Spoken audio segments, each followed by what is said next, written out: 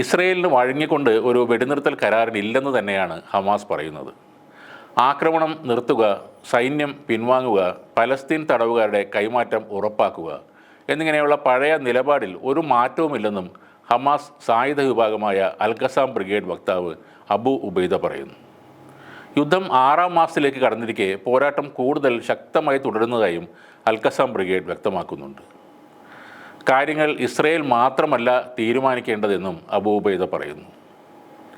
അതേസമയം ഗാസയിൽ തുറമുഖം ഒരുക്കുമെന്ന അമേരിക്കൻ പ്രസിഡന്റ് ജോ ബൈഡൻ്റെ പ്രഖ്യാപനം വെറും പ്രചാരണ തന്ത്രമാണെന്ന് പൊതുവെ വിമർശനം വരുന്നുണ്ട്.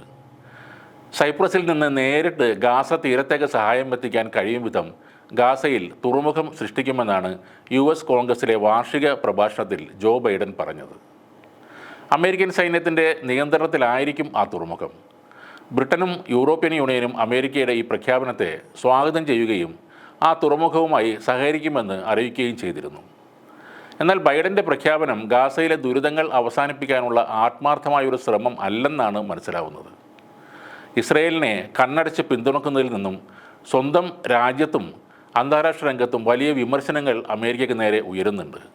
അതിൽ നിന്നും ശ്രദ്ധ മാറ്റാനുള്ളൊരു തന്ത്രമാണ് ഇതെന്നാണ് രാഷ്ട്രീയ നിരീക്ഷകർ പറയുന്നത്. ഗാസയിൽ പട്ടിണി മരണങ്ങൾ വീണ്ടും കൂടുകയാണ്.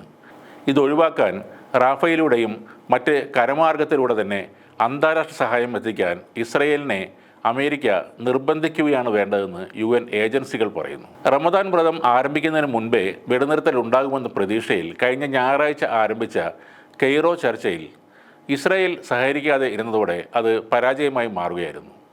അതോടെ ഹമാസിൻ്റെ പ്രതിനിധി സംഘം കെയ്റോയിൽ നിന്ന് മടങ്ങി വരികയും ചെയ്തു. ചർച്ച വീണ്ടും അടുത്തയാഴ്ച പുനരാരംഭിക്കുമെന്നാണ് സൂചനകൾ.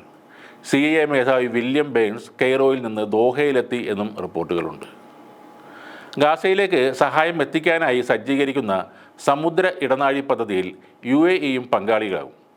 ഇതിൻ്റെ പരീക്ഷണാർത്ഥം വെള്ളിയാഴ്ച ഒരു സഹായ കപ്പൽ പുറപ്പെട്ടതായി മുതിർന്ന യൂറോപ്യൻ യൂണിയൻ വക്താവ് സൈപ്രസിൽ വെളിപ്പെടുത്തിയിട്ടുണ്ട്.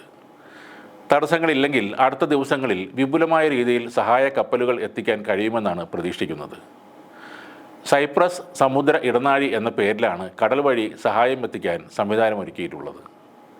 നേരത്തെ വ്യോമമാർഗം ഈജിപ്തിൽ എത്തിച്ച് റഫ അതിർത്തി വഴി മാത്രമാണ് ഗാസയിലേക്ക് സഹായ വസ്തുക്കൾ എത്തിയിരുന്നത്.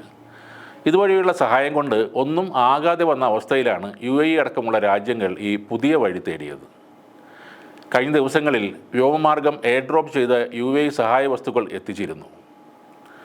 സാധനങ്ങൾ എയർ ഡ്രോപ്പ് ചെയ്യുന്ന അവസരത്തിൽ പാരച്യൂട്ടുകൾ തുറക്കാതെ വന്നതോടെ ചില വസ്തുക്കൾ താഴെ നിന്നവരുടെ മേൽ വീഴുകയും 5 പേർ മരിച്ചതായും റിപ്പോർട്ടുകളുണ്ടായിരുന്നു. മെച്ചപ്പെട്ട രീതിയിൽ കൂടുതൽ സഹായം എത്തിക്കുന്നതിന് വേണ്ടിയാണ് സമുദ്ര ഇടനാഴി പദ്ധതി നടപ്പിലാക്കുന്നത്. പരിശുദ്ധ റമദാൻ മാസത്തിൽ ഗാസയിലെ ജനങ്ങളെ പട്ടിണിയിൽ നിന്നും മുക്തരാക്കുക എന്നതാണ് ഈ പദ്ധതിയുടെ ലക്ഷ്യം.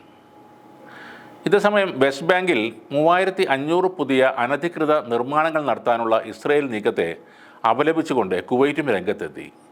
ജെറുസലേം ഉൾപ്പെടെ വെസ്റ്റ് ബാങ്കിൻ്റെ ഭൂരിഭാഗം പ്രദേശങ്ങളും പിടിയിലാക്കാനുള്ള നീക്കമാണ് ഇസ്രയേൽ നടത്തുന്നതെന്ന് വിദേശകാര്യ മന്ത്രാലയം പറയുന്നു. പലസ്തീൻ ജനതയുടെ നിയമാനുസൃതമായ അവകാശങ്ങൾ പുനഃസ്ഥാപിക്കുന്നതിന് കുവൈറ്റിൻ്റെ എല്ലാ പിന്തുണയും ഉണ്ടാകും. സുരക്ഷിതമായ ജീവിതം ആസ്വദിക്കാൻ പലസ്തീനികൾക്ക് അവകാശമുണ്ട്. ഇസ്രയേലിൻ്റെ നിയമലംഘന പ്രവൃത്തികൾ തടയാൻ അന്താരാഷ്ട്ര സമൂഹവും സുരക്ഷാ കൗൺസിലും ഇടപെടണമെന്നും കുവൈറ്റ് വിദേശകാര്യ മന്ത്രാലയം ശക്തമായി ആവശ്യപ്പെടുന്നു.